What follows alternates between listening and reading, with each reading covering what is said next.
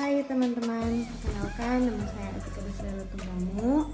Saya dari Universitas Trinita Manado, program studi farmasi, Fakultas Kesehatan. Nah, pada saat ini saya akan membuat video tentang intisari materi kami kemarin, yaitu mata kuliah farmasetika tentang pulvis dan pulveres dan kapsul dan pil. Nah, pulvis atau serbuk adalah campuran kering bahan obat atau zat kimia yang dihaluskan dan ditujukan untuk pemakaian oral atau untuk pemakaian luar. Sedangkan pulveres atau serbuk bagi yaitu serbuk bagi dalam bobot yang kurang lebih sama dan dibungkus dengan bahan pengemas yang cocok untuk 1 kali minum. Nah, sekali lagi, pulvis ini adalah campuran kering bahan obat atau zat kimia yang dihaluskan dan ditujukan untuk pemakaian oral atau untuk pemakaian luar. Sedangkan pulveres adalah serbuk bagi dalam bobot yang kurang lebih sama dan dibungkus dengan bahan pengemas yang cocok untuk 1 kali minum. Kemudian pencampuran sediaan pulvis dan pulveres. Serbuk diracik dengan cara mencampur bahan obat satu persatu, sedikit demi sedikit, dan dimulai dari bahan obat yang jumlahnya sedikit. Kemudian diayak. Nah, biasanya menggunakan pengayak nomor 60 dan dicampur lagi. Ada beberapa syarat dalam pencampuran serbuk diantaranya. Yang pertama itu, jangan mencampur obat berkhasiat keras dalam keadaan tidak diencerkan. Bila bagian serbuk mempunyai BJ yang berlainan, masukkan dulu serbuk yang BJ-nya besar, baru kemudian masukkan serbuk yang BJ-nya rendah dan diaduk.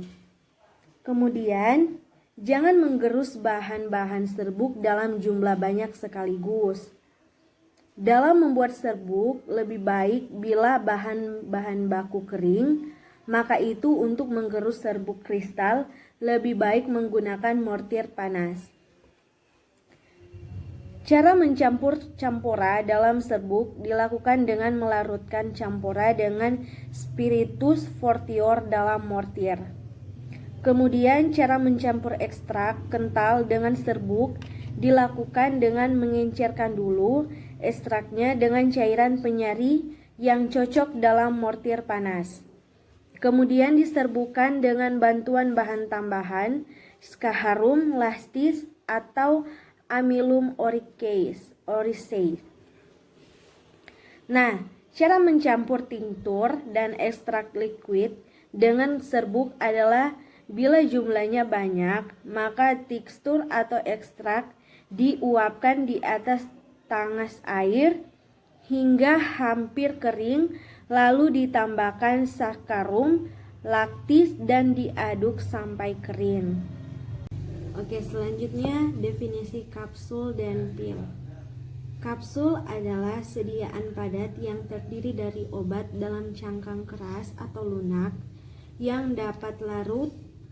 Nah, cangkang umumnya terbuat dari gelatin, tetapi dapat juga terbuat dari pati atau bahan lain yang sesuai bentuk kapsul. Nah, bentuk kapsul ini umumnya bulat panjang dengan pangkal dan ujungnya tumpul, tetapi beberapa pabrik membuat kapsul dengan bentuk khusus. Misalnya ujungnya lebih runcing atau rata. Macam-macam kapsul. Berdasarkan bentuknya, kapsul dalam farmasi dibedakan menjadi dua, yaitu kapsul keras atau capsule dry hard capsule dan kapsul lunak atau capsule mole soft capsule. Keuntungan bentuk sediaan kapsul yaitu bentuk menarik dan praktis, tidak berasa sehingga bisa menutup rasa dan bau dari obat yang kurang enak, mudah ditelan dan cepat hancur atau larut di dalam perut sehingga bahan cepat segera diabsorpsi atau diserap usus. Kerugian bentuk sediaan kapsul tidak bisa untuk zat-zat mudah menguap sebab pori-pori cangkang tidak menahan penguapan. Tidak untuk zat-zat yang higroskopis. Pil lulei berasal dari kata pila, artinya bola kecil. Obat yang berbentuk bundar seperti bola ini bermacam-macam bobotnya dan masing-masing diberi nama tersendiri. Pilulae menurut Phil ialah suatu sediaan berupa massa bulat mengandung satu atau lebih bahan obat yang digunakan untuk obat dalam bobotnya 50-300 mg per pil. Boli adalah pil yang bobotnya di atas 300 mg. Nah, keuntungan pil yaitu dapat menutupi rasa dan bau yang tidak enak dari bahan-bahan obat dan memberikan obat dalam dosis tertentu. Komponen penggunaan dan contoh pilulae atau pil.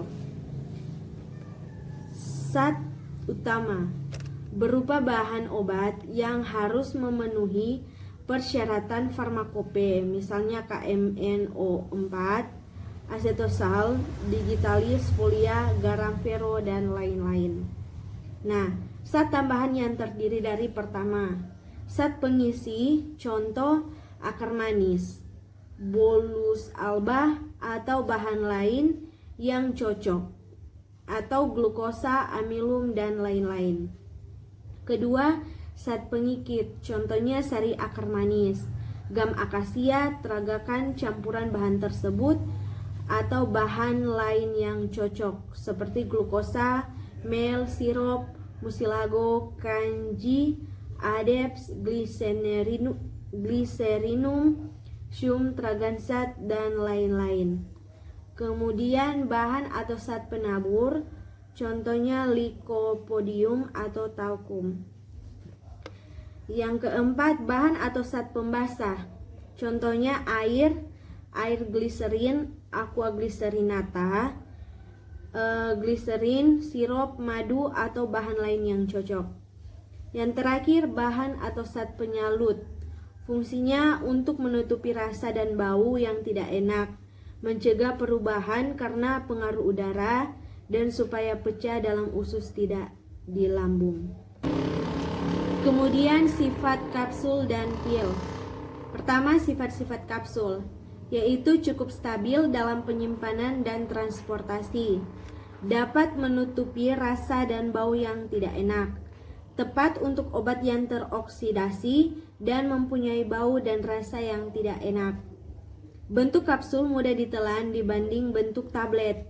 Nah, catatan, setelah cangkang larut dalam lambung dan bahan aktif bebas serta terlarut, maka akan terjadi proses absorpsi yang terjadi di gastro atau intestinal atau GIT.